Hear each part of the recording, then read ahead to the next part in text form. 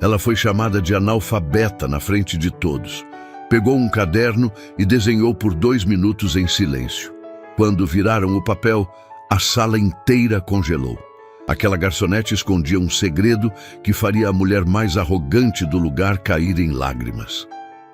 Beatriz sentiu o líquido gelado escorrer pela lateral da taça de cristal no exato momento em que a voz ecoou pelo salão. Você ao menos sabe ler o rótulo dessa garrafa, querida? Ou é analfabeta como a maioria que trabalha aqui? O silêncio que se seguiu foi tão denso que até o som da música ambiente pareceu engolido. Todas as cabeças se viraram. Celulares levantaram discretamente. E Beatriz Mendes, com seus 28 anos de experiência em esconder quem realmente era, sentiu algo diferente naquela noite. Algo que não era vergonha. Era raiva, pura e controlada. O restaurante Imperador estava lotado como nunca. Lustres de cristal pendurados no teto alto jogavam luz dourada sobre mesas cobertas com toalhas importadas. O ar cheirava a perfume caro, misturado com vinhos que custavam mais que o salário anual da maioria das pessoas. Era noite de gala beneficente, o tipo de evento onde a elite da cidade vinha para ser vista, ajudando os pobres, enquanto tratava os garçons como móveis. Beatriz conhecia bem aquele jogo. Trabalhava ali há meses, sempre discreta, sempre invisível, exatamente como planejava. Helena Vasconcelos era impossível de ignorar.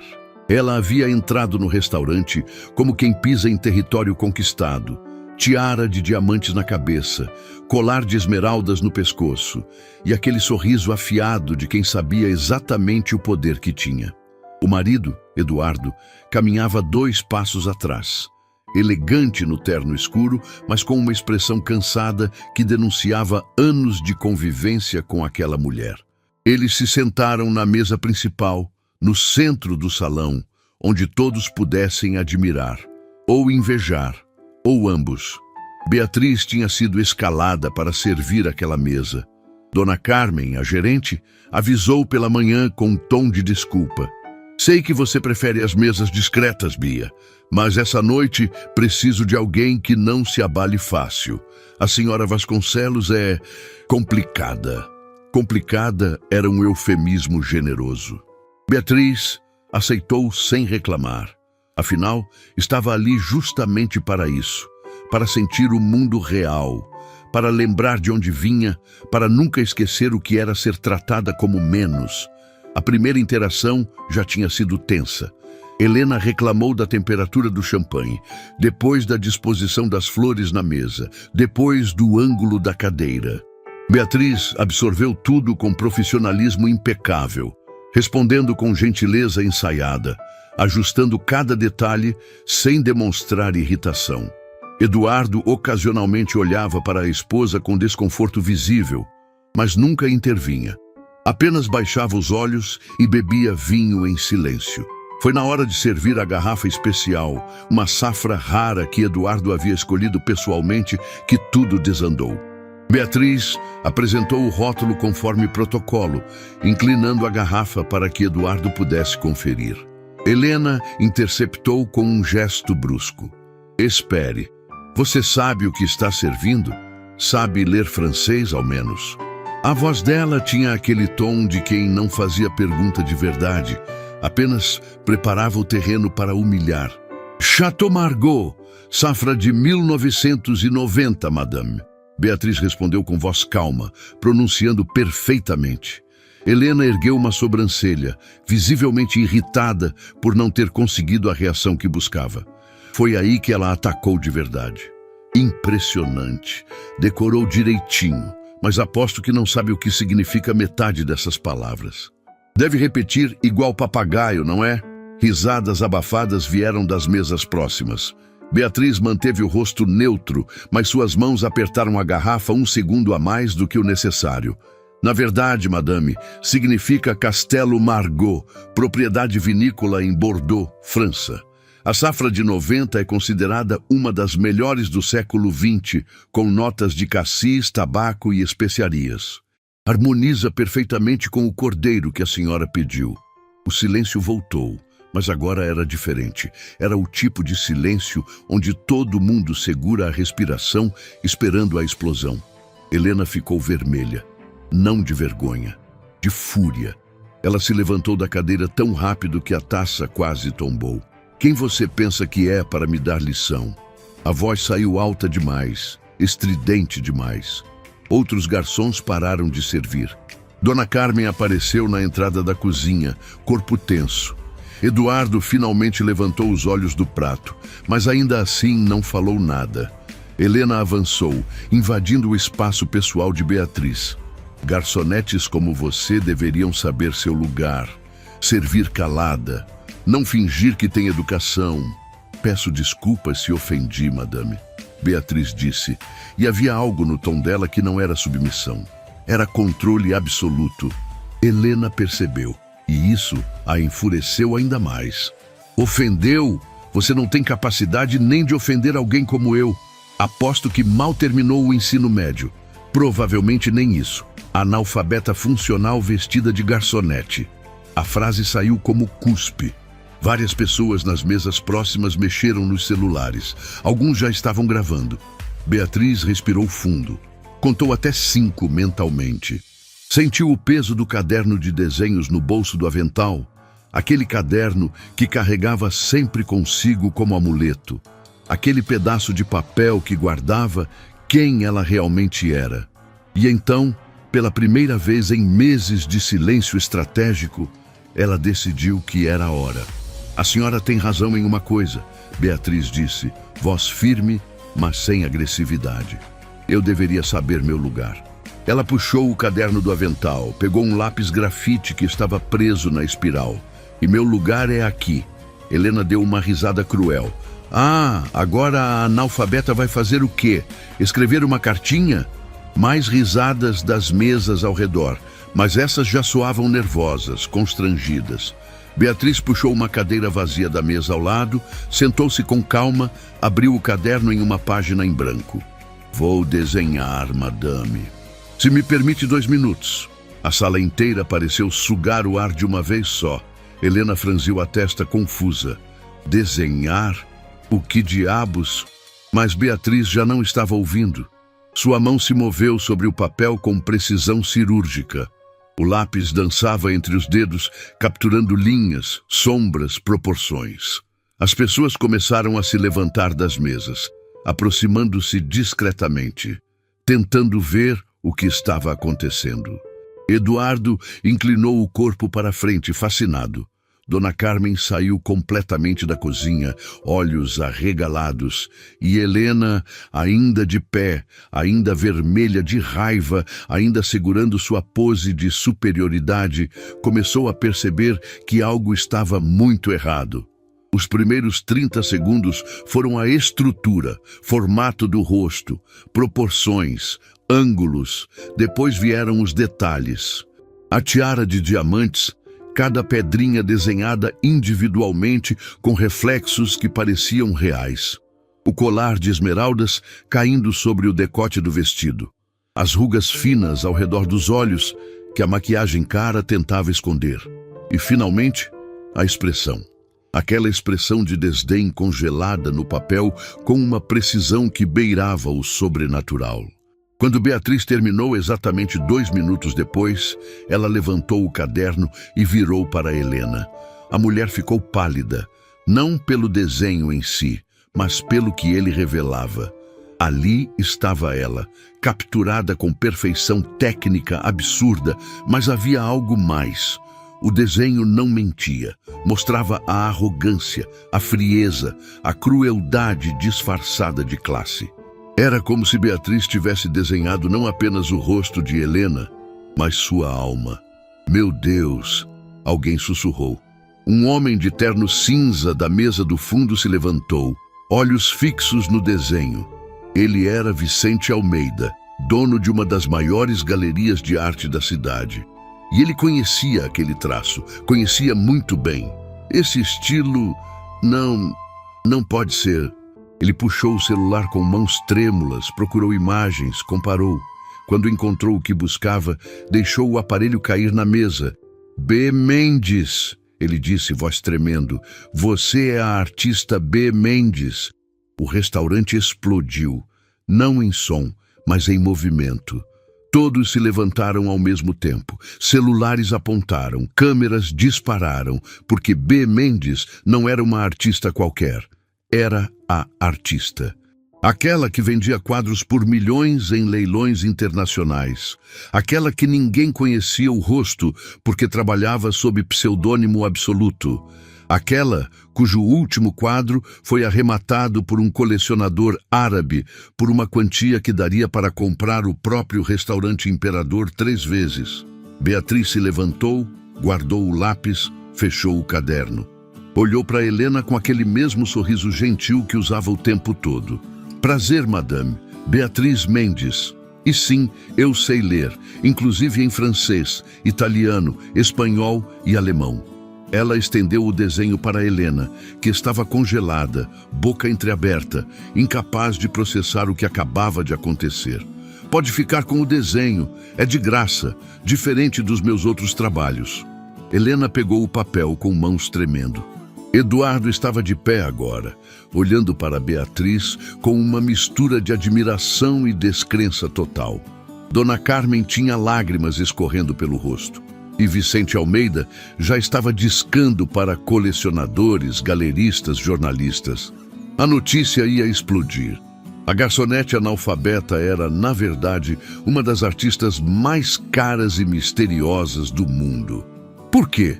Eduardo finalmente encontrou a voz. Por que uma artista milionária trabalha como garçonete?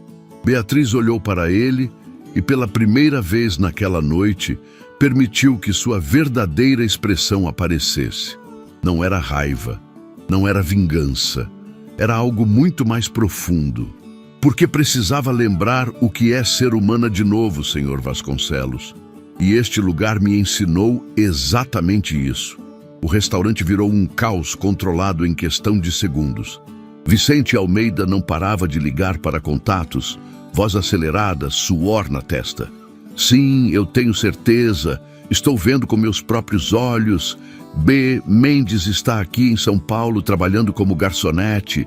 Do outro lado da linha, galeristas internacionais deviam estar tendo ataques cardíacos coletivos. Enquanto isso, outros clientes formavam um semicírculo ao redor de Beatriz, celulares erguidos, flashes disparando, perguntas sendo atiradas de todos os lados. E no centro daquele furacão, ela permanecia calma, quase serena, como se tivesse esperado por aquele momento a vida inteira. Helena continuava parada, segurando o desenho com mãos que tremiam visivelmente. O papel parecia pesar toneladas. Aquela caricatura não era apenas um retrato. Era um espelho cruel mostrando tudo que ela tentava esconder sob camadas de maquiagem cara e arrogância ensaiada. As rugas ao redor dos olhos, a tensão na mandíbula, a frieza no olhar. Tudo estava ali, exposto, imortalizado em grafite por alguém que ela tinha chamado de analfabeta 2 minutos atrás. A ironia era tão brutal que doía fisicamente. Eduardo deu um passo à frente, afastando-se da mesa pela primeira vez desde que sentara. Seus olhos não saíam de Beatriz. Eu conheço seu trabalho, ele disse, voz baixa, mas firme o suficiente para cortar o barulho ao redor. Tenho 3 quadros seus. Comprei em leilão há alguns anos. Silêncio Urbano, Fragmentos de Memória e O Peso do Invisível. Beatriz virou o rosto para ele, surpresa genuína, atravessando sua expressão controlada. Esses quadros custaram mais de 15 milhões no total, Eduardo continuou. E agora descubro que a artista que os criou estava servindo vinho na minha mesa. 15 milhões de reais? A voz de Helena saiu estrangulada, fragmentada pelo choque. Ela olhou para o desenho na mão, depois para Beatriz, depois de volta para o papel. A matemática cruel começava a fazer sentido na cabeça dela. Aquela garçonete analfabeta provavelmente tinha mais dinheiro que ela e Eduardo juntos. A humilhação pública que Helena havia tentado infligir acabava de se virar contra ela com uma força devastadora. Dona Carmen finalmente conseguiu se mover. Ela atravessou o salão com passos rápidos, olhos arregalados e parou na frente de Beatriz. Você é B. Mendes? A voz dela tremia. Por que nunca me contou? Por que trabalha aqui? Eu não entendo nada. Beatriz pegou a mão da gerente com gentileza. Porque precisava, Carmen. Precisava muito. E havia algo no jeito que ela disse aquilo. Uma vulnerabilidade escondida sob anos de controle, que fez a sala inteira silenciar novamente. Há alguns anos, Beatriz começou, voz firme mas carregada de emoção. Eu perdi a pessoa mais importante da minha vida. Minha mãe adotiva, Dona Clarice. Ela me criou sozinha depois que me adotou do orfanato. Me ensinou tudo. Me deu lápis e papel quando eu tinha 5 anos e disse que eu podia desenhar o mundo inteiro se quisesse. As palavras saíam devagar, medidas, cada uma carregando o peso de verdade vivida. Quando ela partiu, eu entrei em um buraco tão fundo que a arte perdeu completamente o sentido. Vicente Almeida baixou o celular. Outros clientes que estavam gravando pausaram os vídeos. Algo na atmosfera havia mudado. Não era mais frenesi de celebridade. Era outra coisa, mais íntima, mais humana. Beatriz continuou. Eu tinha dinheiro, tinha fama, mesmo que ninguém conhecesse meu rosto. Tinha galerias me implorando por novas obras. Mas quando sentava para desenhar, minha mão travava, porque tudo que eu criava vinha de um lugar que Dona Clarice tinha preenchido. E esse lugar estava vazio. Então você veio trabalhar aqui? Eduardo perguntou, genuinamente tentando entender. Beatriz assentiu. Não aqui especificamente. No começo, qualquer lugar. Trabalhei em cafeteria, em livraria, em floricultura, lugares onde eu pudesse observar pessoas reais, vivendo vidas reais. Não colecionadores ricos comprando arte como investimento. Não galeristas calculando comissões. Pessoas de verdade. Ela fez uma pausa, olhou ao redor do restaurante e quando seus olhos pousaram em Dona Carmen novamente, algo se suavizou. Mas eu vim para o imperador por um motivo muito específico. Logo depois que perdi minha mãe, eu entrei aqui uma noite. Estava destruída. Não tinha comido em dias, não tinha dormido. Só queria sentar em algum lugar com gente ao redor para não me sentir tão sozinha. A voz dela vacilou pela primeira vez. Eu não tinha dinheiro comigo. Tinha esquecido a carteira em casa. Pedi só um copo de água. Dona Carmen levou a mão à boca. Seus olhos se arregalaram como se uma memória antiga acabasse de ressurgir do fundo da mente. Não, ela sussurrou. Beatriz sorriu, e era um sorriso triste, carregado de saudade. Uma garçonete veio até minha mesa. Ela percebeu que eu estava mal. Não perguntou nada, só trouxe sopa, pão quente, chá, pagou tudo do próprio bolso. Sentou comigo por horas, me ouviu chorar, me ouviu falar da minha mãe. E quando eu finalmente consegui me levantar para ir embora, ela segurou minha mão e disse algo que nunca esqueci. A sala estava tão silenciosa que dava para ouvir a respiração coletiva. Ela disse: talento sem humanidade é técnica vazia. Se você quer criar algo que toque as pessoas de verdade, precisa primeiro sentir o mundo como ele é, viver simples, viver de verdade, sem máscaras. Beatriz olhou diretamente para Carmen. Aquela garçonete era sua irmã, Luciana. Dona Carmen desmoronou. As pernas falharam e ela teria caído se Eduardo não tivesse se movido rápido para segurá-la. Soluços saíam do peito dela em ondas descontroladas. Luciana, minha Luciana, ela nunca me contou, nunca disse nada sobre você. A dor na voz dela era tão crua, tão exposta, que várias pessoas na sala começaram a chorar junto. Beatriz se ajoelhou na frente de Carmen, pegou as mãos dela entre as suas. Ela salvou minha vida naquela noite, literalmente. Eu estava em um lugar muito escuro. E aquele ato de bondade, aquela humanidade pura vinda de alguém que ganhava salário mínimo, mas deu do próprio bolso para alimentar uma estranha, me mostrou que ainda existia luz no mundo. Lágrimas finalmente escorreram pelo rosto de Beatriz também. Quando voltei dias depois para agradecer, me disseram que ela tinha saído de licença.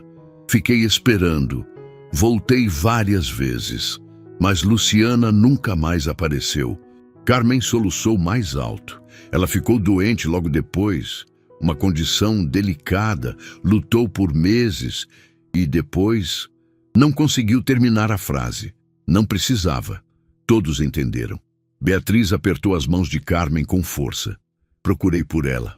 Tentei descobrir o sobrenome, onde morava, qualquer coisa, mas ninguém aqui tinha informações completas. Ela era discreta demais.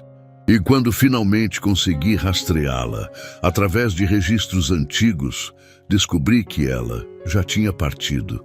Vicente Almeida limpou a garganta, visivelmente emocionado. Foi por isso que você desapareceu do circuito de arte. Ninguém sabia onde B. Mendes estava. Achávamos que tinha parado de criar. Beatriz se levantou, ajudando Carmen a ficar de pé também. Eu não parei de criar.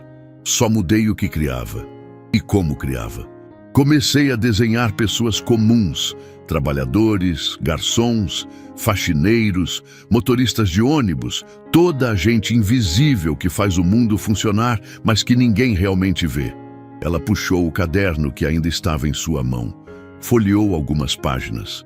Desenhos apareceram, rostos desconhecidos, mas intensamente humanos. Um entregador de comida sorrindo apesar do cansaço. Uma senhora varrendo rua sob sol escaldante. Um segurança noturno olhando estrelas durante pausa. Cada rosto era uma história. Cada traço era dignidade capturada em grafite. Esses desenhos nunca foram para venda, Beatriz explicou. Eram para mim, para lembrar por que eu desenho, para honrar o que Luciana me ensinou. Eduardo pegou o caderno com permissão silenciosa de Beatriz, virou páginas devagar, absorvendo cada imagem. Isso é extraordinário, ele murmurou.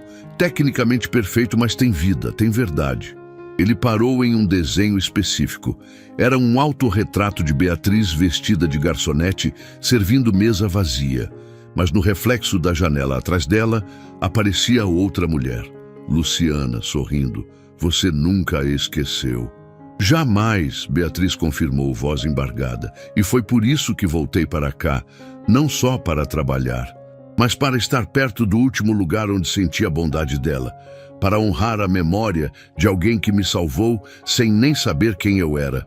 Ela se virou para Carmen. Eu queria te encontrar, queria te contar tudo isso, mas não sabia como. Não sabia se você ia acreditar, se ia entender. Do bolso do avental, Beatriz tirou um envelope branco dobrado com cuidado. Então decidi fazer do jeito que eu sei fazer, desenhando. Carmen abriu o envelope com mãos trêmulas. Dentro havia um desenho em papel especial, protegido por acetato. Era Luciana, não uma foto. Um desenho tão detalhado, tão real, que parecia que ela ia sair do papel a qualquer momento. Ela estava sorrindo, aquele sorriso gentil e caloroso. E embaixo, uma inscrição em caligrafia delicada. Para Carmen. Sua irmã me ensinou que bondade é a maior obra de arte que alguém pode criar. Com gratidão eterna, Beatriz.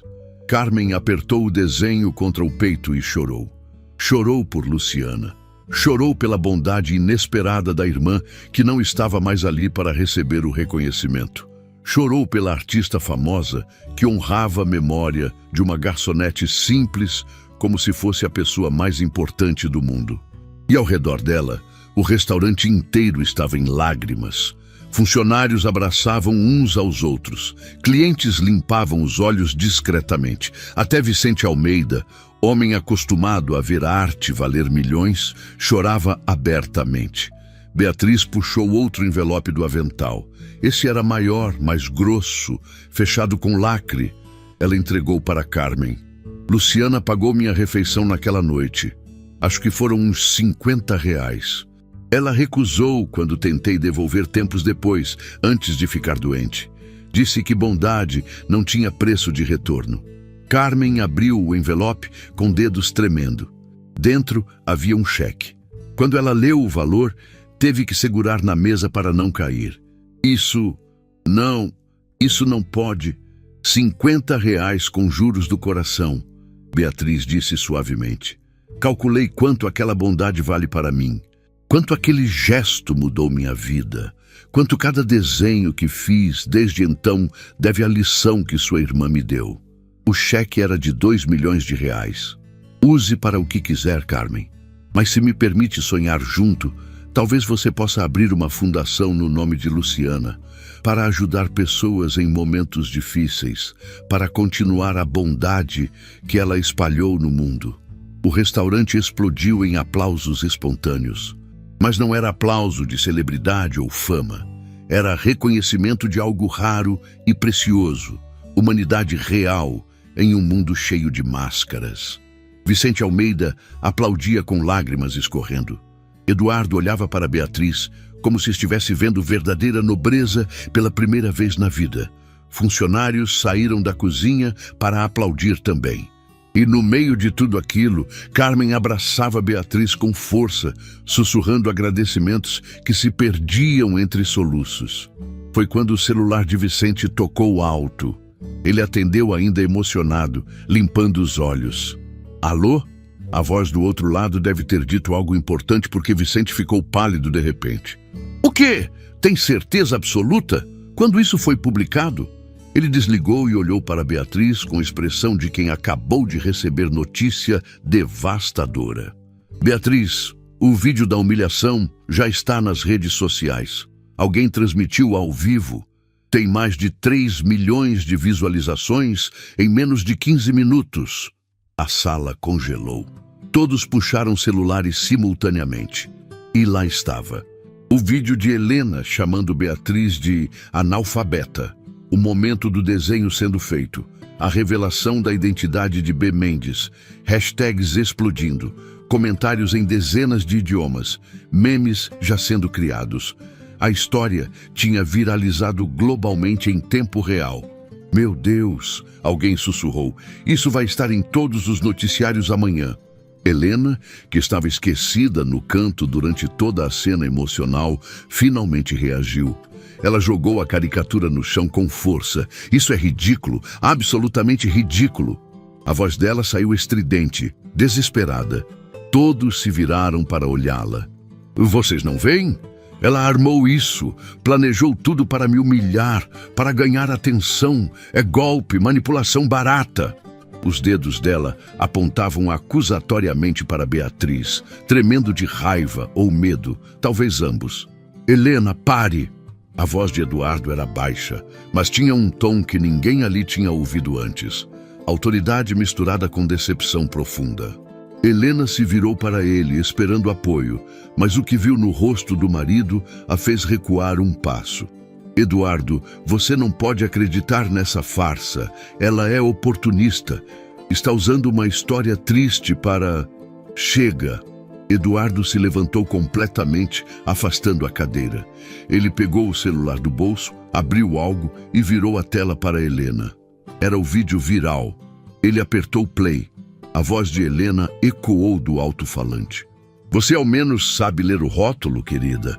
Ou é analfabeta como a maioria aqui? Eduardo pausou. 3,5 milhões de pessoas já viram você falando isso. Amanhã serão 30 milhões. Na semana que vem, o mundo inteiro vai saber exatamente quem você é. Helena ficou lívida. Ela olhou ao redor da sala, procurando por apoio, por alguém que concordasse com ela.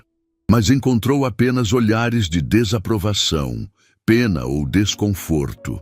Até as amigas da alta sociedade, que estavam em outras mesas, desviavam os olhos quando Helena tentava fazer contato visual. A realidade começava a bater. A humilhação que ela tinha tentado infligir em Beatriz tinha se tornado sua própria destruição pública. Nós precisamos conversar, Eduardo disse, voz controlada, mas firme. Agora, lá fora, sobre quem você realmente é, sobre as mentiras que tenho engolido e sobre coisas que eu fingi não ver porque era mais fácil. Ele começou a andar em direção à saída. Helena ficou parada, corpo rígido, olhos arregalados. Eduardo, espera. Não podemos fazer isso aqui, na frente de... Você fez questão de fazer na frente de todos. Eduardo a cortou, virando-se para encará-la. Então agora vai aguentar as consequências na frente de todos. Ele saiu do restaurante sem olhar para trás. Helena ficou sozinha sob olhares de centenas de pessoas, celulares ainda gravando, julgamento silencioso pesando no ar.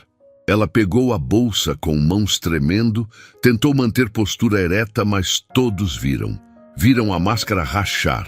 Viram a mulher poderosa e arrogante desmoronar. Antes de sair, Helena se virou uma última vez para Beatriz. Por um segundo, algo passou pelo rosto dela. Não era raiva, era outra coisa. Reconhecimento, inveja, medo, talvez tudo junto. Você não sabe de nada sobre mim, Helena disse, voz baixa, mas carregada de algo perigoso. Nada. E saiu, deixando um rastro de perfume caro e tensão no ar. Vicente quebrou o silêncio constrangido. Beatriz, você precisa saber de uma coisa. Ele mostrou o celular novamente. Além do vídeo viral, tem alguém nos comentários. Alguém que diz te conhecer. E está dizendo que você está escondendo algo. Algo grande. Ele passou o dedo pela tela, encontrou o comentário, leu em voz alta. B. Mendes não é quem vocês pensam. Perguntem a ela sobre o quadro que nunca foi vendido. Perguntem sobre a verdadeira razão dela ter desaparecido. A história é muito maior do que bondade e gratidão. Beatriz ficou imóvel. Seu rosto, que tinha estado emotivo e aberto durante toda a conversa sobre Luciana, fechou-se instantaneamente. Voltou aquela máscara de controle, aquele olhar distante. Quem escreveu isso? Ela perguntou, voz cuidadosamente neutra. Vicente checou. Usuário anônimo. Mas tem verificação azul. É alguém conhecido, alguém do mundo da arte. Dona Carmen tocou o braço de Beatriz. O que isso significa? Que quadro é esse? Beatriz não respondeu imediatamente. Ela olhou para a porta por onde Helena e Eduardo tinham saído. Depois olhou para o desenho de Luciana ainda nas mãos de Carmen e finalmente olhou para Vicente. Significa que meu passado me alcançou mais rápido do que eu esperava. Ela fechou o caderno de desenhos, guardou no avental. E que a história que contei hoje é só metade da verdade. A sala inteira prendeu a respiração. Vicente deu um passo à frente. Beatriz, o que você está dizendo? Ela sorriu, mas era um sorriso triste, carregado de peso, que ninguém ali conseguia entender completamente. Estou dizendo que vocês precisam se preparar. Porque se esse comentário veio de quem eu acho que veio, então amanhã o mundo inteiro vai descobrir o segredo que eu escondi por 3 anos. E quando isso acontecer, a história da garçonete humilde e talentosa vai parecer conto de fadas perto da verdade. E com essas palavras, Beatriz se virou e caminhou de volta para a cozinha, deixando uma sala cheia de pessoas chocadas, confusas e desesperadas por respostas que ela claramente não estava pronta para dar. A manhã seguinte explodiu nas telas do mundo inteiro. O vídeo da humilhação de Helena tinha ultrapassado 20 milhões de visualizações. Estava nos trending topics globais, sendo dissecado em programas de televisão, virando meme, virando símbolo. Mas não era só isso. O comentário misterioso sobre o quadro que nunca foi vendido tinha incendiado a internet. Teorias pipocavam a cada segundo e todos queriam a mesma coisa: respostas. Beatriz acordou com o telefone explodindo, literalmente, tantas notificações que o aparelho estava quente na mão dela. Ela olhou a tela. 243 ligações perdidas, mais de 1000 mensagens não lidas, e-mails que não paravam de chegar, o mundo inteiro batendo na sua porta ao mesmo tempo. Ela desligou o celular, respirou fundo e foi até a cozinha fazer café como se fosse um dia normal, porque precisava daquela ilusão de normalidade antes que tudo desmoronasse. A campainha tocou. Beatriz olhou pelo olho mágico. Vicente Almeida. E tinha alguém com ele. Uma mulher de uns 50 anos, elegante, mas não ostensiva, olhar inteligente e penetrante. Beatriz reconheceu na hora. Doutora Isabela Furtado, crítica de arte mais respeitada do país. A mulher que tinha escrito livros inteiros sobre B. Mendes sem nunca ter conhecido a artista pessoalmente. E agora estava ali, na porta. Beatriz abriu, não disse nada. Só se afastou para deixá-los entrar. Vicente entrou nervoso, quase tropeçando nas próprias palavras.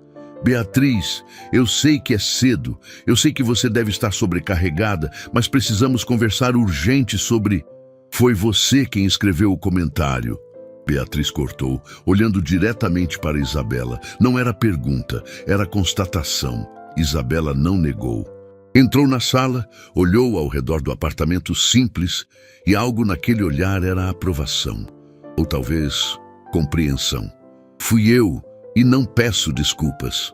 A voz dela era firme, sem arrogância, apenas verdade crua. Você ia continuar escondida para sempre. Ia deixar o mundo criar narrativas sobre você. E eu não podia deixar isso acontecer.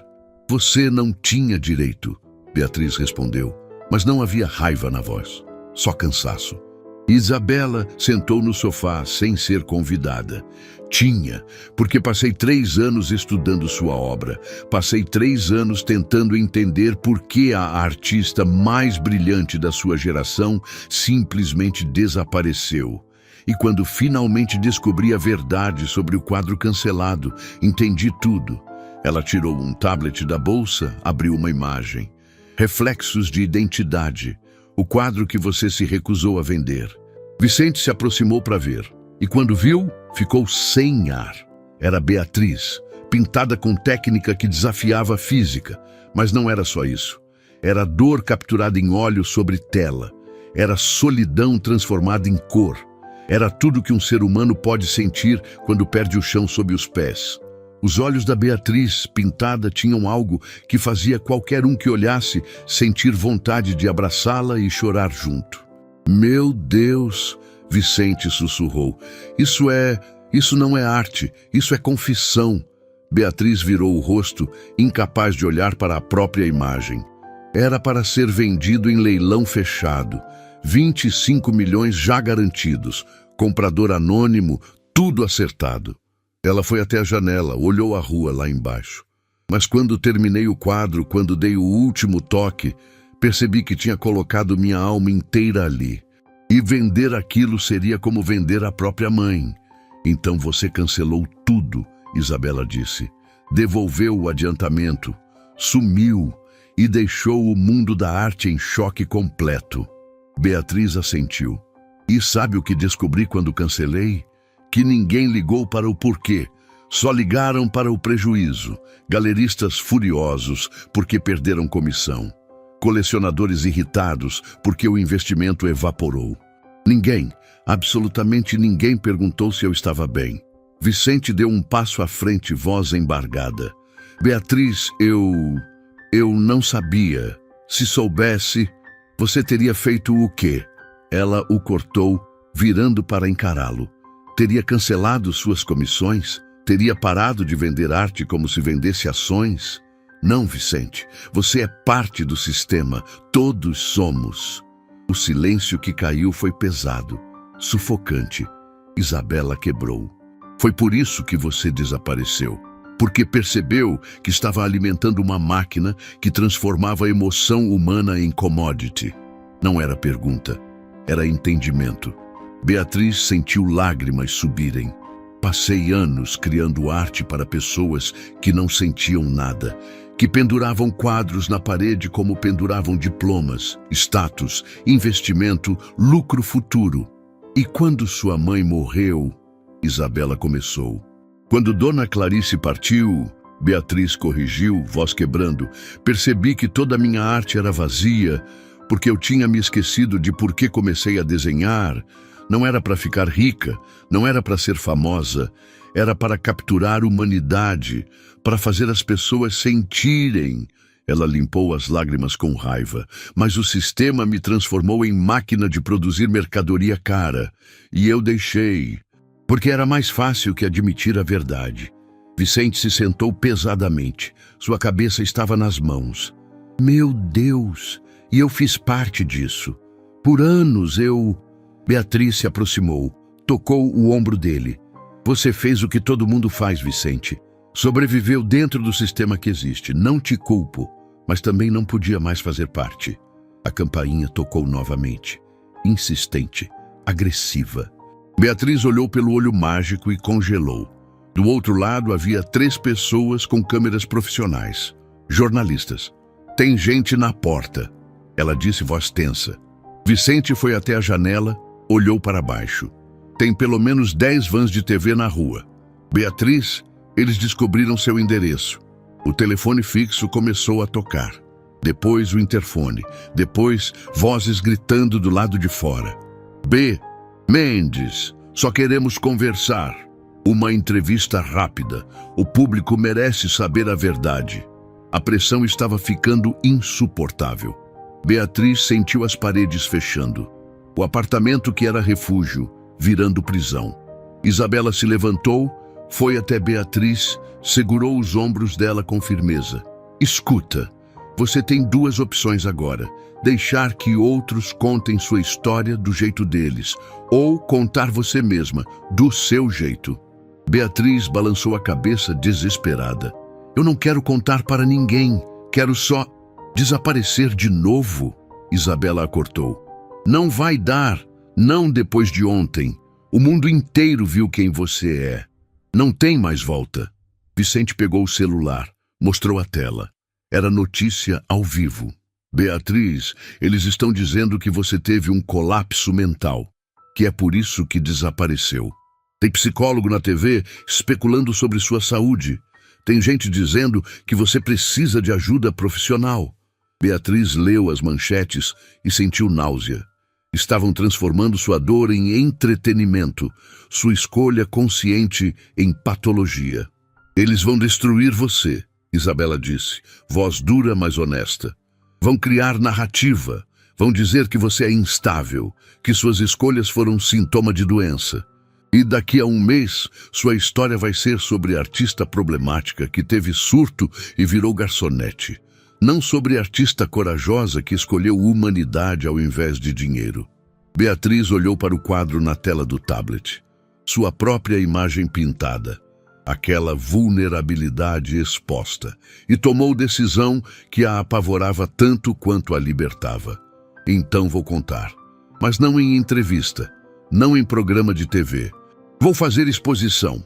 Vicente arregalou os olhos. Exposição, agora. Exposição pública. Beatriz confirmou, voz ganhando força. Uma única noite, esse quadro exposto. E todos os desenhos que fiz nos últimos anos. Entrada gratuita, sem colecionadores, sem leilão, sem nada. Só pessoas comuns vendo arte de verdade. Isabela sorriu. Não era sorriso de vitória, era de respeito. Você vai quebrar todas as regras do mercado de arte. Exatamente, Beatriz respondeu. Porque as regras estão erradas. Arte não é para ser trancada em cofre esperando valorizar. Arte é para ser sentida, para conectar gente, para lembrar que todos somos humanos quebrados, tentando encontrar beleza no caos. Vicente já estava no telefone mobilizando contatos. Isabela começou a fazer lista de jornalistas sérios. E Beatriz foi até o quarto, abriu o armário, puxou algo embrulhado em pano branco. Era o quadro. Reflexos de identidade. Guardado ali por anos, esperando. Ela tirou o pano devagar e, pela primeira vez em muito tempo, conseguiu olhar para a própria imagem pintada sem sentir dor paralisante. Sentiu algo diferente. Coragem. Do lado de fora, jornalistas gritavam, câmeras esperavam. O mundo queria respostas. E Beatriz ia dar. Mas do jeito dela, não em entrevista editada, não em manchete sensacionalista, em arte, crua, honesta e impossível de ignorar. Ela voltou para a sala segurando o quadro. Vicente e Isabela pararam o que estavam fazendo. Ficaram em silêncio absoluto olhando para aquela obra. Quando pode ser a exposição? Beatriz perguntou. Vicente checou o celular. Consigo galeria municipal para depois de amanhã à noite. Vou precisar de milagre logístico, mas... Faça acontecer, Beatriz disse com determinação que não sentia há anos. E Vicente, quero que você convide alguém específico. Quem? Helena Vasconcelos. O nome caiu como bomba. Vicente quase deixou o celular cair. Você não pode estar falando sério. Depois do que ela fez, depois da humilhação... Beatriz olhou para o quadro nas próprias mãos, para a dor pintada ali. Exatamente por isso, porque ela precisa entender algo, que dor não justifica crueldade, mas explica muito dela, e reconhecer isso é o primeiro passo para mudar. Isabela observava Beatriz com expressão impossível de decifrar. Você realmente acredita que ela pode mudar? Beatriz deu de ombros. Não sei, mas acredito que todo mundo merece chance de tentar, mesmo quem não merece. Ela colocou o quadro sobre a mesa. E se minha história pode ajudar uma pessoa a escolher diferente, a transformar dor em algo que não machuca outros, então vale a pena expor minha alma na parede. Vicente respirou fundo. Você tem ideia do que está fazendo? Isso vai ser o maior evento artístico em décadas. Vai quebrar a internet de novo. Vai mudar completamente como pessoas veem arte. Beatriz sorriu, mas era sorriso cansado, de quem carrega peso há tempo demais.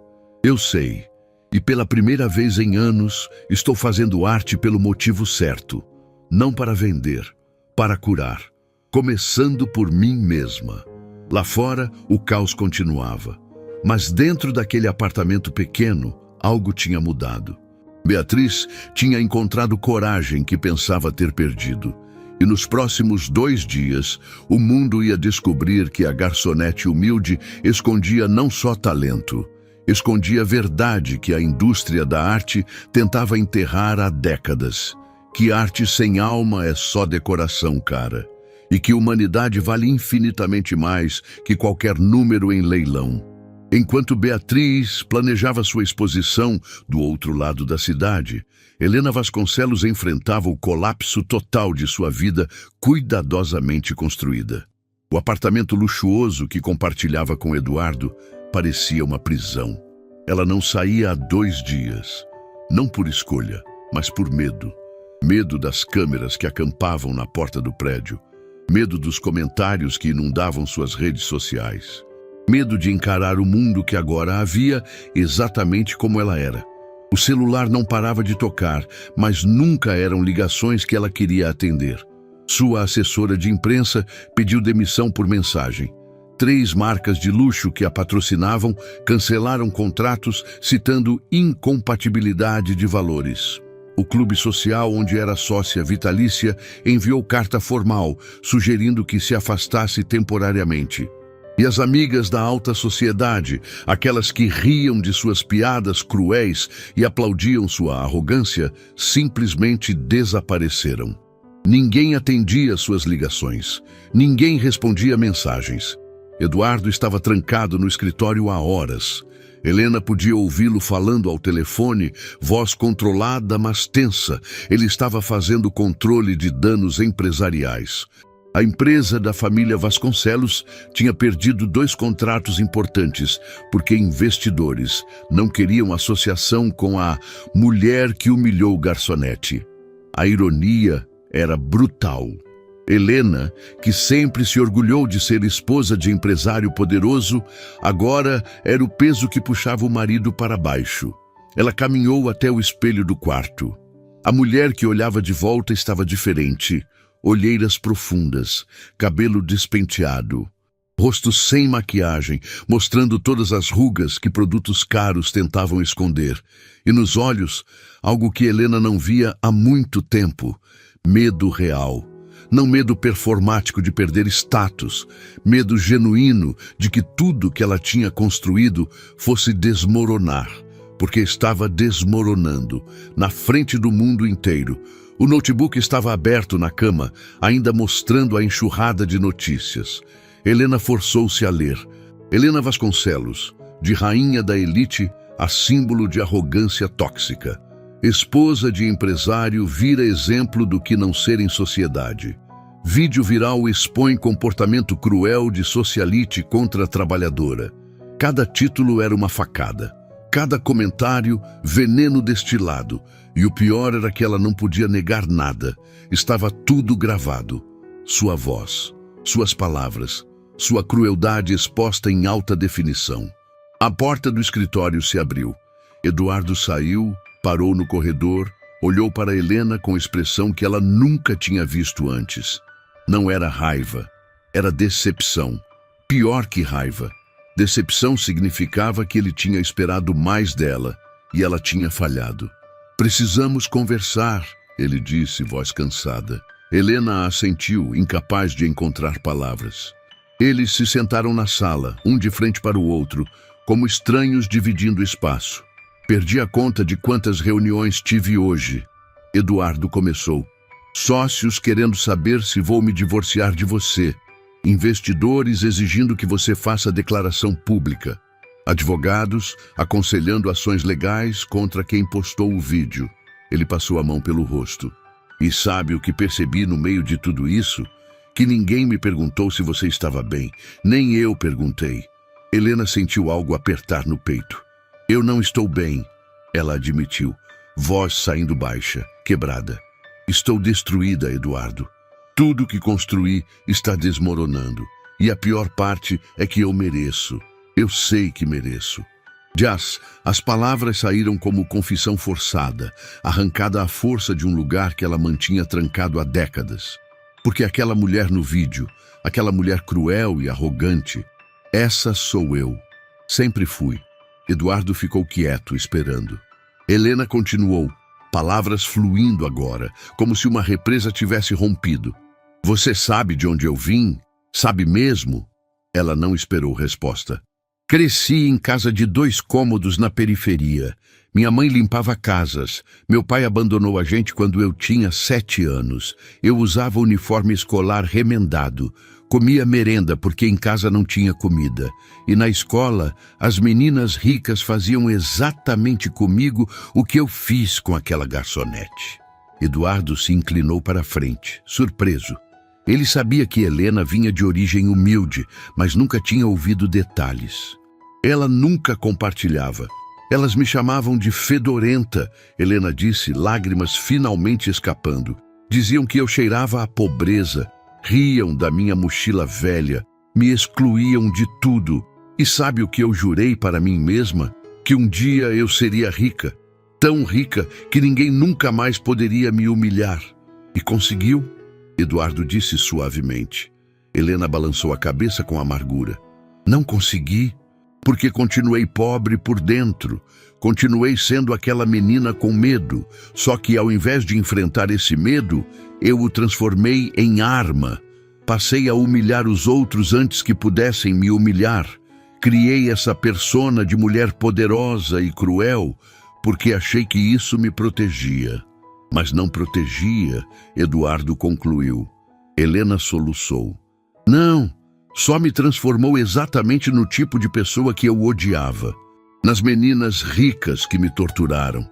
E quando vi aquela garçonete com o caderno, quando percebi que ela tinha talento, que era especial, algo em mim quis destruir isso. Porque eu nunca tive nada especial. Só dinheiro que consegui casando bem. Eduardo ficou paralisado pela crueldade daquela frase. Não a crueldade de Helena, mas a crueldade da verdade. Você acha que se casou bem? Ele perguntou, voz tensa. Acha que nosso casamento é só transação? Helena olhou para ele, realmente olhou, talvez pela primeira vez em anos. Não sei, Eduardo. Eu te amo? Ou amo a segurança que você representa? A blindagem social? O sobrenome que me deu respeitabilidade? O silêncio que se seguiu foi denso, sufocante. Eduardo se levantou, caminhou até a janela. 22 anos de casamento. Ele disse, olhando a cidade lá embaixo. E só agora você está sendo honesta comigo, ou consigo mesma. Helena se levantou também, deu alguns passos hesitantes em direção a ele. Eduardo, eu sinto muito, por tudo, por ser uma farsa, por te usar, por me transformar em monstro. Você não é monstro, Eduardo disse, virando-se para encará-la. Você é humana, assustada, machucada, cheia de traumas que nunca tratou. Mas isso não justifica o que fez com Beatriz. Com tantas outras pessoas ao longo dos anos. Helena assentiu, aceitando. Eu sei, e não estou pedindo justificativa. Nem sei o que estou pedindo. Eduardo suspirou fundo. Recebi algo hoje. Um convite. Ele puxou um envelope do bolso. De Beatriz. Ela vai fazer uma exposição pública, vai contar a história dela e especificamente pediu que você estivesse lá. Helena arregalou os olhos. O quê? Por quê? Ela quer me humilhar mais? Eduardo balançou a cabeça. Não, a mensagem dela disse que quer que você entenda algo sobre dor, sobre transformação, sobre como pessoas quebradas podem escolher caminhos diferentes. Helena pegou o convite com mãos tremendo. Era simples, elegante, sem pompa. Exposição pública, reflexos de identidade. Uma noite, uma verdade. Entrada gratuita. Embaixo, escrito à mão em caligrafia delicada. Helena, sua presença é importante, não para você ser julgada, mas para você entender que todos carregamos dor. A diferença está no que fazemos com ela. Beatriz. Ela está me convidando depois do que fiz? Helena sussurrou, incrédula. Eduardo deu de ombros. Ela está te dando algo que você nunca deu a ninguém. Uma segunda chance. Helena olhou para o convite, depois para o marido, depois para o próprio reflexo na janela. Pela primeira vez em décadas, viu a si mesma com clareza brutal e não gostou. Eu vou, ela disse, voz firme pela primeira vez em dias. Vou porque preciso entender como alguém que foi humilhada publicamente consegue oferecer bondade para quem a humilhou. Preciso saber se ainda existe redenção para alguém como eu. Eduardo colocou a mão no ombro dela, gesto gentil, mas distante. Redenção sempre existe, Helena, mas você precisa querer de verdade, não porque o mundo está te cancelando, mas porque você quer ser pessoa melhor. Helena segurou a mão dele. Apertou. Eu quero, juro que quero. Eduardo assentiu, mas não disse se acreditava, porque naquele momento nem ele sabia. Só o tempo diria se Helena Vasconcelos estava realmente pronta para mudar, ou se era só mais uma máscara, mais uma performance, mais uma mentira em uma vida construída sobre mentiras. O convite ficou sobre a mesa, amassado pelas mãos nervosas de Helena. Mas ainda legível, ainda válido, ainda oferecendo algo que ela não merecia, mas desesperadamente precisava.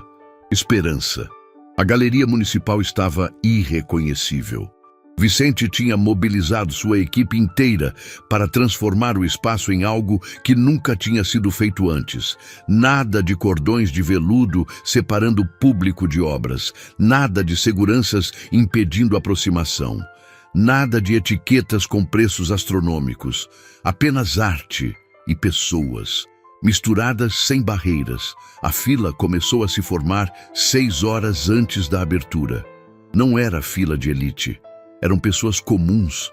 Estudantes de arte dormindo em sacos de dormir na calçada, trabalhadores que tiraram folga especialmente para estar ali, famílias inteiras com crianças, idosos apoiados em bengalas.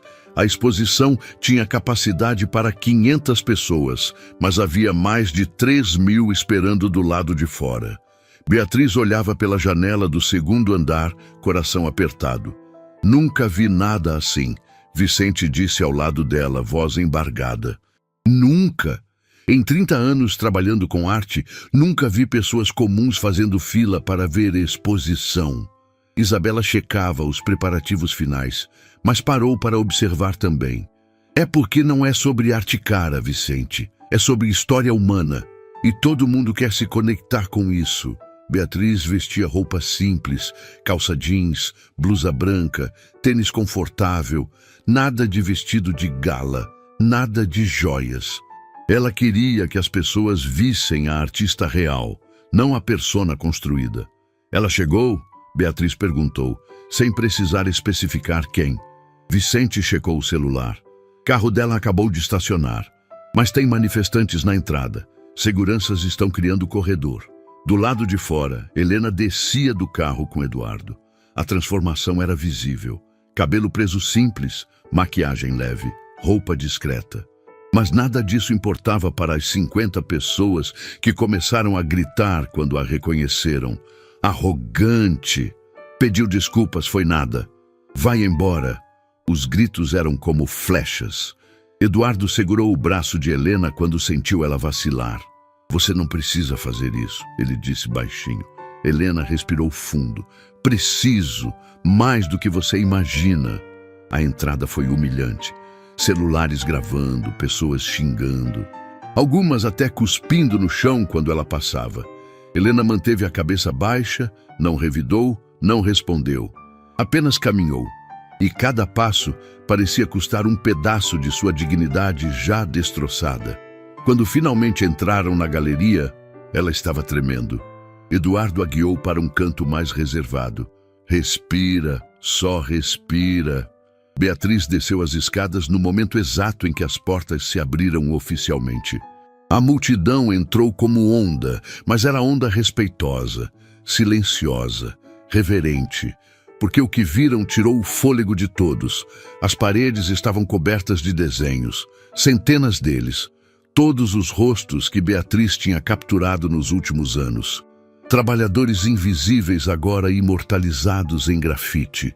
E no centro da sala principal, iluminado por luz suave e sozinho, estava o quadro. Reflexos de identidade. As pessoas se aproximaram devagar. Alguns começaram a chorar antes mesmo de chegar perto, porque o que viam não era técnica perfeita, era dor humana transformada em cor, era vulnerabilidade sem filtro, era tudo que a sociedade ensina a esconder, exposto com coragem absoluta. Uma senhora idosa tocou o vidro protetor com dedos tremendo. Meu Deus, ela sussurrou. Essa moça colocou a alma aqui. Beatriz subiu em pequeno palco improvisado. Microfone simples na mão. A sala silenciou instantaneamente. 500 pessoas esperando. Milhares assistindo transmissão ao vivo pelo celular. E Beatriz, respirando fundo, começou a falar. Obrigada por virem. Obrigada por darem a esta exposição algo que a arte perdeu faz tempo. Presença real. Conexão humana. Ela contou tudo. Sobre Dona Clarice, que a adotou e ensinou que amor não tem preço. Sobre Luciana, que salvou sua vida com R$ 50 e palavras certas no momento certo. Sobre o leilão cancelado porque percebeu que estava vendendo pedaços de si mesma. Sobre os anos trabalhando invisível porque precisava sentir o mundo de verdade. E sobre o quadro central, aquele autorretrato que guardava cada grama de dor que ela carregava. Arte virou investimento. Beatriz disse, voz firme, mas emocionada. Pessoas compram quadros esperando que valorizem, penduram nas paredes como pendurariam ações na bolsa, e artistas como eu viraram máquinas de produzir mercadoria. Eu fui cúmplice disso, alimentei esse sistema, até que não consegui mais. Lágrimas escorriam abertamente pelo rosto dela. Este quadro vale 25 milhões, segundo avaliadores. Mas para mim, ele não tem preço, porque não é objeto, é confissão. É tudo que sou quando tiro as máscaras. A sala estava em silêncio absoluto. Até as crianças pareciam entender a gravidade daquele momento. Beatriz localizou Helena no fundo. Tem alguém aqui hoje que o mundo inteiro está julgando. Alguém que me humilhou publicamente. Alguém que representa tudo de tóxico que nossa sociedade produz. Helena encolheu querendo desaparecer. Eduardo segurou sua mão. Mas eu convidei essa pessoa porque precisava que ela entendesse algo importante. Beatriz desceu do palco, caminhou entre a multidão que se abria como mar. Parou na frente de Helena, estendeu a mão. Helena olhou para aquela mão como se fosse armadilha. Precisava que você entendesse que dor não justifica crueldade, mas explica muito dela. E que reconhecer isso é o primeiro passo para mudar. Helena pegou a mão de Beatriz com dedos tremendo. Eu não mereço sua bondade, ela sussurrou. Não merece. Beatriz concordou. Mas eu não estou oferecendo porque você merece. Estou oferecendo porque escolho ser diferente do que me machucou. A sala explodiu em aplausos espontâneos, mas Beatriz ergueu a mão, pedindo silêncio. Tem mais uma coisa. Ela guiou Helena até o quadro central. Olha bem para isso. Olha para a dor exposta aqui. É parecida com a sua? Helena olhou. Realmente olhou. E viu. Viu solidão. Viu medo. Viu a mesma ferida que carregava, só que traduzida em pinceladas ao invés de crueldade. Helena respondeu, voz quebrada. É muito parecida. Beatriz assentiu. A diferença é que eu escolhi transformar minha dor em arte que conecta. Você escolheu transformar a sua em arma que fere. Mas escolhas podem mudar, se você quiser de verdade.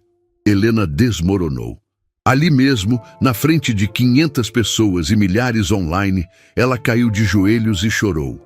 Chorou décadas de dor engolida. Chorou anos de máscaras pesadas. Chorou a menina pobre que nunca curou. Eduardo se ajoelhou ao lado dela. Beatriz também. E ao redor, a sala inteira testemunhava algo raro. Redenção real. Não performática, não calculada, mas sangrada de um lugar profundo onde orgulho finalmente cedia para a verdade. Me ajuda, Helena implorou para Beatriz. Não sei como ser diferente, não sei como consertar o que quebrei, mas quero tentar. Beatriz limpou as próprias lágrimas. Começa pedindo desculpas, de verdade, para cada pessoa que machucou. Começa reconhecendo o estrago. E depois constrói diferente. Um dia de cada vez, uma escolha de cada vez. Helena assentiu soluçando. Vou fazer. Prometo que vou fazer. Vicente observava tudo de longe, câmeras capturando cada segundo. Isabela tinha lágrimas escorrendo também. E nas redes sociais, o vídeo ao vivo já tinha ultrapassado 5 milhões de visualizações. Comentários explodindo. Alguns ainda cheios de raiva. Mas muitos mesmo dizendo a mesma coisa. Isso é humanidade real. Isso é o que o mundo precisa. Chorei vendo isso. A noite continuou com pessoas se aproximando de Beatriz, compartilhando histórias próprias. Trabalhadores que se reconheceram nos desenhos, jovens artistas, dizendo que ela salvou a fé deles na arte. E no canto, Helena sentada em silêncio, observando tudo, tentando absorver lição que chegou tarde demais. Ou talvez, no tempo certo, apenas doloroso. 3 semanas tinham se passado desde a noite da exposição. O vídeo de Helena ajoelhada pedindo ajuda tinha ultrapassado 50 milhões de visualizações. Virou estudo de caso em universidades sobre redenção pública. Virou tema de debate em programas de TV. Virou símbolo de que pessoas podiam mudar. Mas a pergunta que ninguém conseguia responder era simples. Será que Helena Vasconcelos estava realmente mudando? Ou era só mais uma performance? A resposta começou a aparecer em lugares inesperados. Dona Carmen estava na cozinha do restaurante Imperador quando recebeu a ligação. Número desconhecido. Ela quase não atendeu, mas algo a fez apertar o botão verde. Alô? A voz do outro lado era hesitante, quase tímida. Dona Carmen, é Helena. Helena Vasconcelos. Por favor, não desligue. Carmen congelou. A mão apertou o telefone com força. O que você quer? A pergunta saiu mais dura do que ela pretendia. Helena respirou fundo do outro lado da linha. Preciso falar com você. Pessoalmente, sobre sua irmã, sobre Luciana. Carmen sentiu o coração disparar. Minha irmã? Você nem conheceu minha irmã. Eu sei, Helena disse, voz embargada, mas preciso te contar uma coisa. Algo que descobri. Algo que vai mudar tudo. 2 horas depois, elas se encontraram em cafeteria discreta, longe dos holofotes. Helena chegou sem maquiagem pesada, sem joias chamativas, sem o escudo de arrogância que usava como armadura. Carmen mal a reconheceu. Obrigada por vir, Helena disse, mãos tremendo ao redor da xícara de café. Eu não merecia que você aceitasse. Não merecia mesmo, Carmen concordou sem suavizar. Então por que estou aqui? Helena puxou o envelope amarelado da bolsa. Estava velho, gasto nas bordas. Porque encontrei isso nos arquivos antigos da instituição onde cresci, o orfanato Santa Clara. Ela empurrou o envelope pela mesa. E quando vi o nome, quase desmaiei. Carmen abriu com dedos trêmulos. Dentro havia ficha de registro antigo.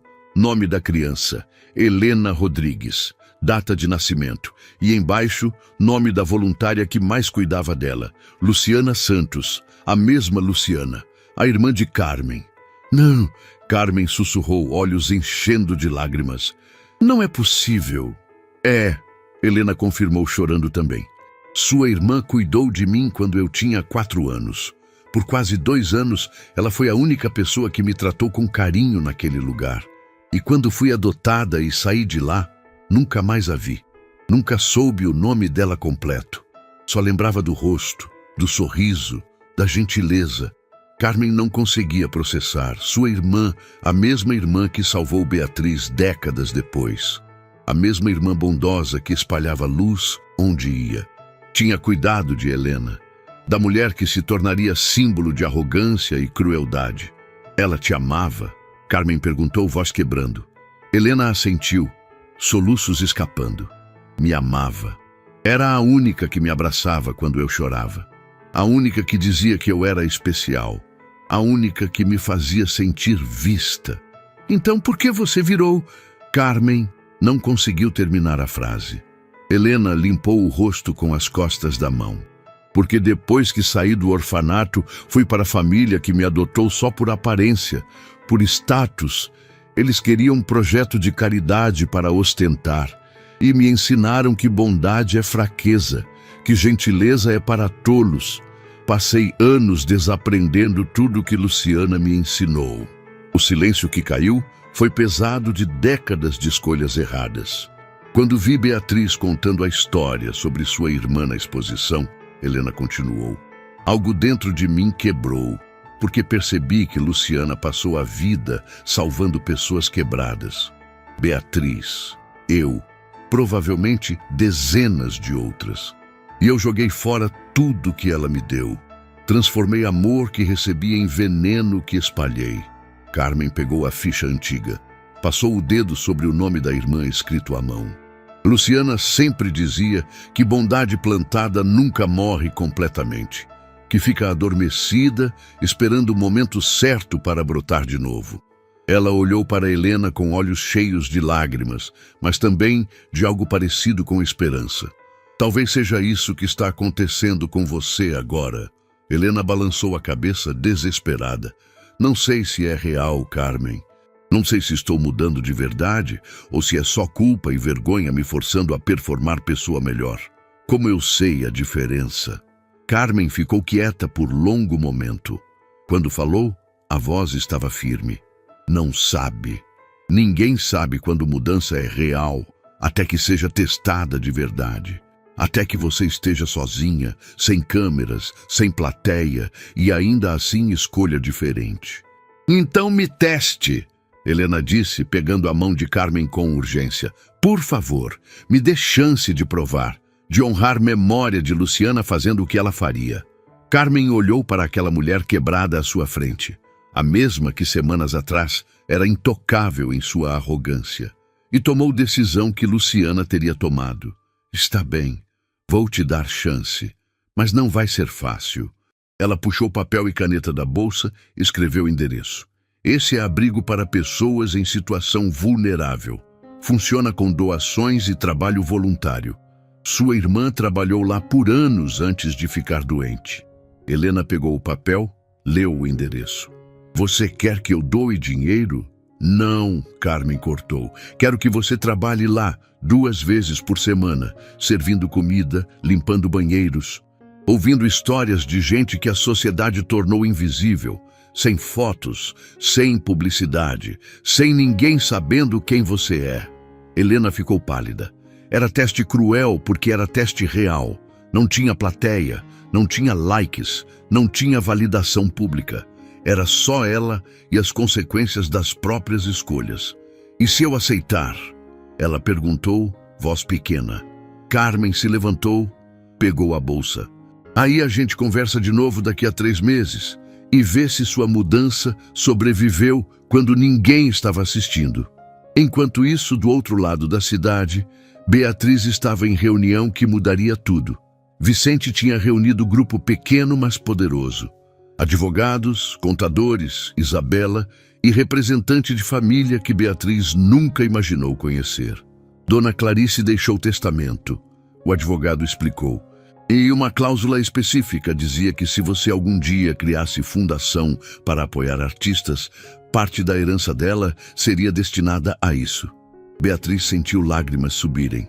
Sua mãe, mesmo depois de partir, mesmo sem estar ali, ainda cuidando, ainda acreditando. Quanto? Ela perguntou, voz embargada. O advogado deslizou o papel pela mesa. Quando Beatriz viu o número, teve que segurar na cadeira. Isso não pode estar certo.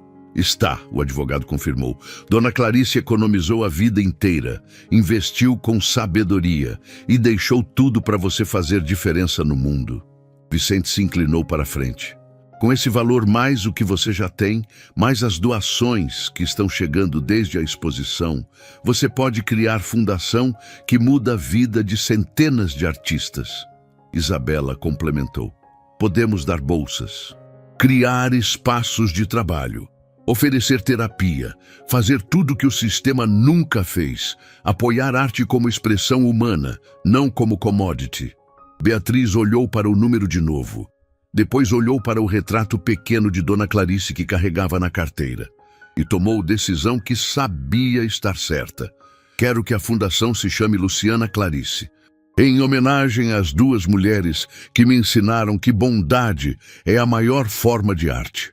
A sala inteira ficou em silêncio emocionado. E quero que o primeiro projeto seja treinar jovens de comunidades vulneráveis. Ensinar arte não como profissão, mas como cura.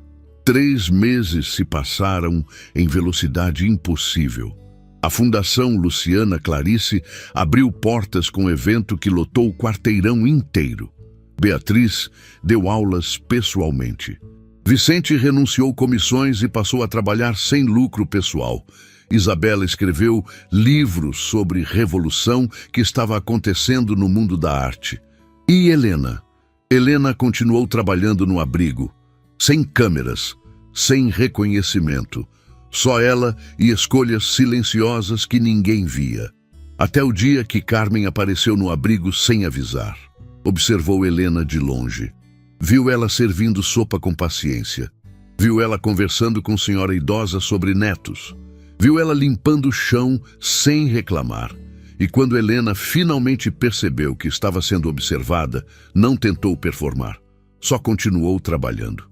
No final do turno, Carmen se aproximou. 3 meses, ela disse. Helena assentiu, cansada, mas com paz nos olhos que não existia antes. Você passou no teste. Carmen continuou, voz embargada. Minha irmã estaria orgulhosa. E pela primeira vez em décadas, Helena sentiu algo que tinha esquecido como era.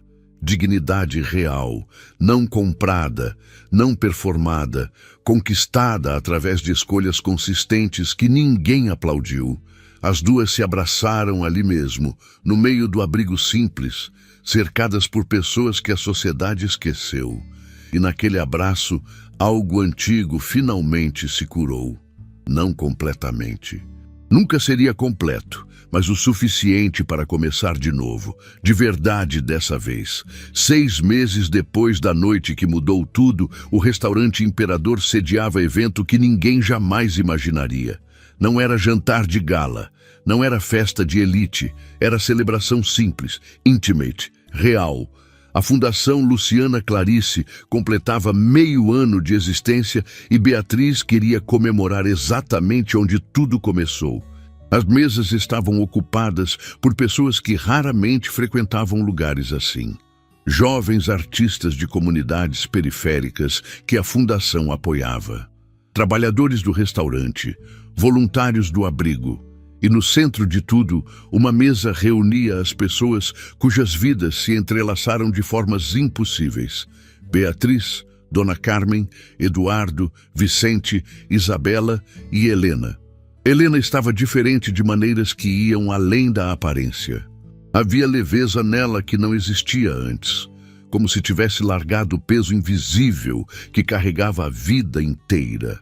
Ela trabalhava agora como coordenadora voluntária do abrigo, dedicando cada manhã a servir pessoas que antes teria ignorado. E pela primeira vez em décadas, dormia em paz. Eduardo estava sentado ao lado dela, mas não como marido, como amigo. Eles tinham se separado oficialmente, decisão mútua tomada com respeito e honestidade. Passamos 20 anos sendo estranhos casados, Eduardo tinha dito. Prefiro ser amigo de verdade da pessoa que você está se tornando. E Helena aceitou, porque sabia que ele estava certo. O casamento era construído sobre mentiras. A amizade nova era construída sobre verdade. Beatriz se levantou, taça na mão. A sala silenciou. Quero agradecer a todos por estarem aqui, especialmente neste lugar, porque foi aqui que Luciana plantou semente de bondade que continua crescendo. Ela olhou para Carmen, que tinha lágrimas nos olhos. R$50 e palavras certas salvaram minha vida. E agora, com a fundação, estamos multiplicando isso, salvando outras vidas, uma de cada vez. Carmen se levantou também, voz embargada, mas firme. Minha irmã sempre dizia que bondade é investimento que nunca perde valor. Quanto mais você doa, mais retorna multiplicado. Ela olhou ao redor da sala. Olhem para esta sala. Artistas que estão descobrindo talento. Pessoas que estão reconstruindo dignidade. Vidas mudando porque alguém escolheu estender a mão ao invés de fechar o punho. Isso é legado de Luciana. Isso é poder de escolher amor. Helena pediu licença com gesto discreto. Beatriz assentiu. Helena se levantou, mãos tremendo.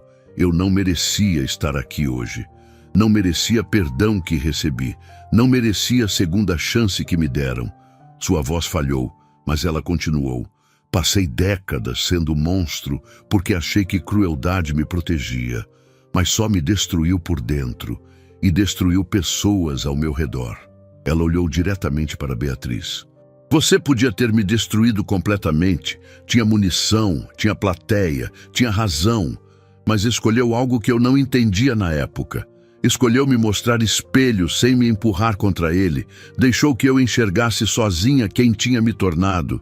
E isso doeu mais que qualquer vingança, mas também curou mais que qualquer punição. A sala estava em silêncio absoluto. Helena continuou, lágrimas escorrendo livremente. Hoje trabalho com pessoas que estão no fundo do poço, pessoas que a sociedade descartou.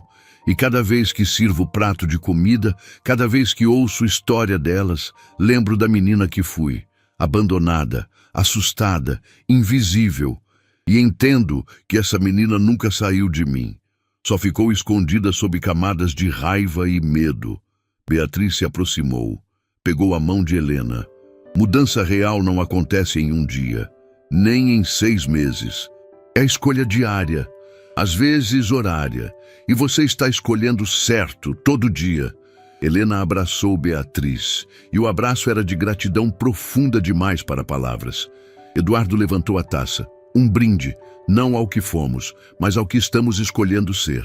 A sala inteira se levantou, taças erguidas. Não tinha champanhe caro, era vinho simples, mas o significado era infinito. Vicente olhou para Isabela. Você acredita que 6 meses atrás eu media sucesso em comissões e lucro? Isabela sorriu. E agora? Agora meço em vidas tocadas, em artistas que encontraram voz, em humanidade recuperada. Ele limpou os olhos discretamente. Lucrei infinitamente mais. Beatriz olhou ao redor daquela sala, para as pessoas reunidas, para os laços impossíveis que se formaram, para a transformação que aconteceu quando alguém escolheu bondade ao invés de vingança. E soube, com certeza absoluta, que Dona Clarice e Luciana estavam orgulhosas, onde quer que estivessem. A noite terminou não com discursos grandiosos, mas com abraços genuínos, com promessas de continuar escolhendo certo, com esperança de que bondade plantada realmente nunca morre. Só adormece esperando o momento certo para florescer. Beatriz foi a última a sair do restaurante. Parou na porta, olhou para trás e sussurrou para o vazio, sabendo que de alguma forma elas ouviriam. Obrigada, mãe. Obrigada, Luciana, por me ensinarem que a maior obra de arte que alguém pode criar não está em tela ou papel. Está em como escolhemos tratar pessoas quando ninguém está olhando. Está em transformar dor em cura. Está em plantar bondade mesmo em solo árido, porque eventualmente sempre floresce. E fechou a porta, levando consigo certeza de que algumas histórias não terminam. Apenas se transformam em novas histórias, contadas por pessoas que foram tocadas e que vão tocar outras, em ciclo infinito de humanidade real, em mundo que às vezes esquece o que isso significa. Oi vittu. Mut joo, semmoista ei mulla oikein.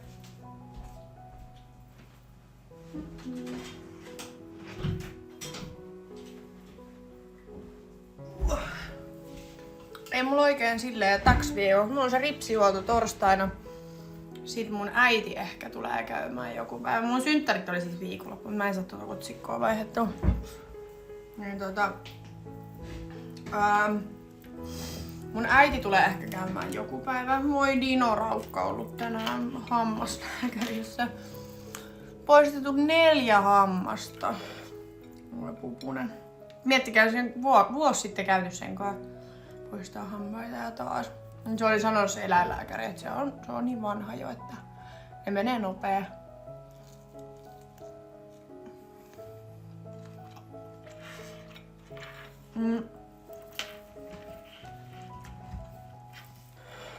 Aha, ei sit onne joo. Sori, mä en saa sitä otsikkoa vaihdettua.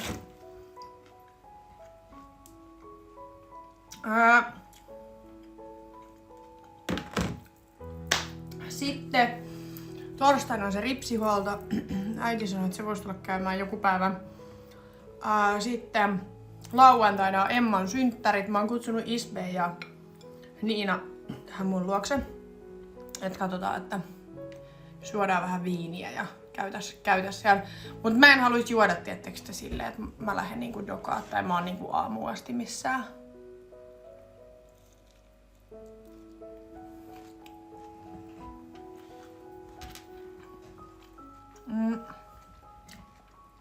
Mulla tuli eilen Hinsmäis, jonka profiili lukee, että mun ikäinen naama näyttää siis 15 vuotta vanhemman. Joo, toi on kyllä. Siis sä et voi oikeasti ikinä tietää ihmisestä. Ja musta on välillä järkyttävää. Tosi monet ulkomaalaistaustaiset esimerkiksi näyttää mun mielestä paljon vanhemmilta.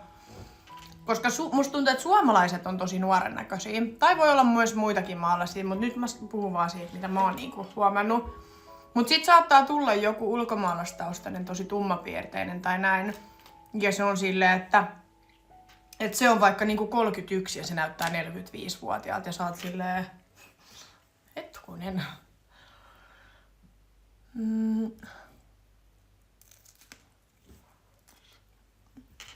Mä en laita Modexori ketään, ketä mä en tiedä.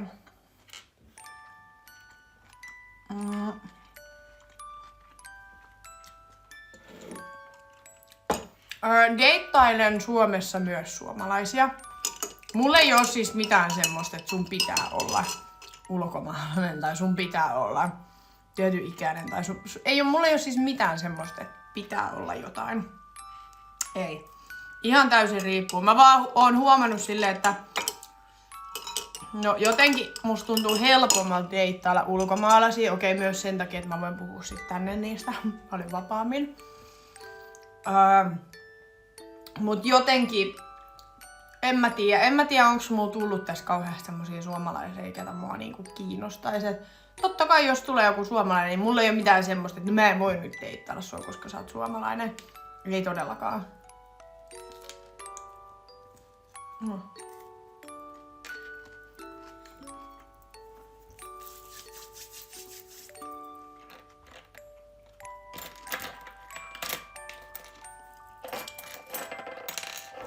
Mut joo, en tiedä. Nyt musta tuntuu, mä en jaksa niinku... En mä tiedä. Mä en tiedä oikein mikä olo muu tällä hetkellä on. Tietysti mä oon 2 päivää ollut ihan jotenkin paskana. Siis ihan silleen niinku... Tietysti koko elämä masentaa kaikki. Musta tuntuu, että sit mä oon niinku 2 päivää vaan silleen... Mulla on myllännyt tietysti kaikki asiat mun päässä vaan silleen. Mä vaan mietin koko ajan, mitä mä teen tän kanssa, mites tää. Mun pitää saada nyt asioita jotenkin eteenpäin ja kukaan ei sitä voi tehdä mun puolesta. Mun täytyy se tehdä. Mut sit en mä tiedä jotenkin, mä en tiedä onko mulla tullut jotkut sellaiset darra-ahdistukset tai semmoset, mitä mulle ei ole siis aikaisemmin tullut. Niin musta tuntuu, että nyt mulla on jotenkin ollut tosi pahat niin nää 2 päivää. Niin. En tiedä.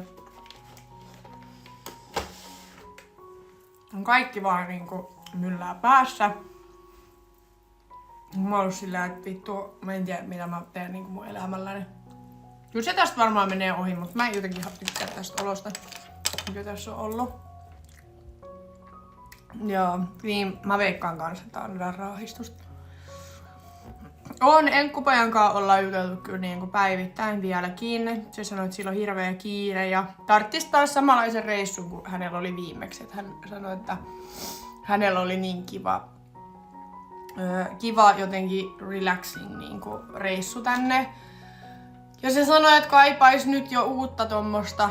Että sanoi, että munkaan oli niin kivaa ja sit se just laittoi tossa 1 päivä mulle viestiä, että vituttaa ihan sikana tää meidän välimatka. Et koska meillä on niin hyvä kemia ja meillä on niin, että on jotenkin tuntuu haasteelliselta tää koko keissi siis silleen, että meidän pakko niinku aina, toisen on pakko aina ottaa jotain lomaa ja lähteä sinne toiseen maahan, missä toisella ei ole mitään muuta kuin se toinen. Mäkin sanoin sitä, että se olisi ihana deittailla, tietysti silleen, että me voitais nähdä aina välillä. Tietysti silloin tällöin vaikka 2 kertaa viikossa tehdä jotain yhdessä, niin se olisi ihan eri, mutta on ärsyttävää, että se olisi niinku lentää toiseen maahan ja sit sä lennät sinne, niin sit sä oot siellä toisen armoilla vaan. Kun ei sulla oo silleen niinku elämää siellä. Tai semmoista, tiedättekö?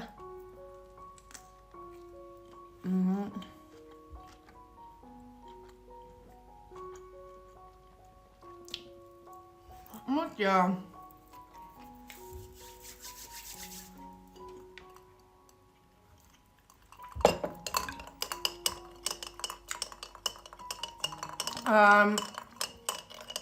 Et kyllä se niinku tossa vähän sanoi, että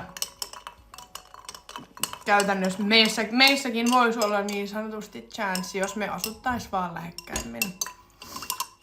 Että sit se laittoi tos... Me ei puhuttu 2 päivää, kun se lähti. Ja sitten mä laitoin sille jotain ääniviestiä, niin sit se laittoi vaan, että kauhea ikävä tuli, kun se kuuli mun äänen, että ihana kuulla mun ääniä.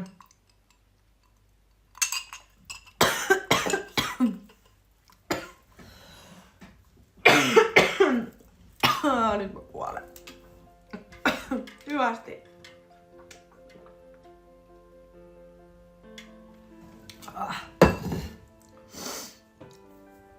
Mut joo. Onhan se harmillista. Ja sitten miten se ottelija Afrikan reissu?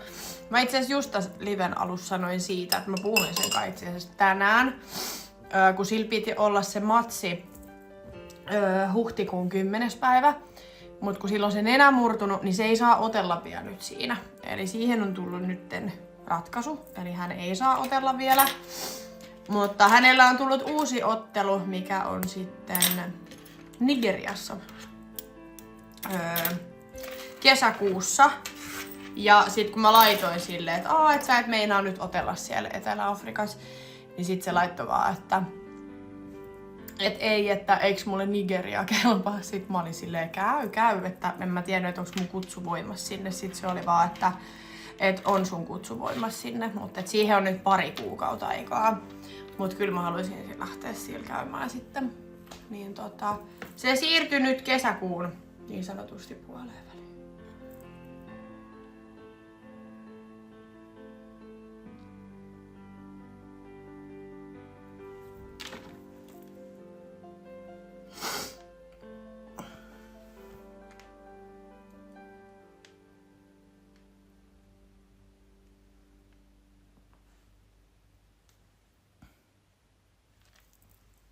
mutta...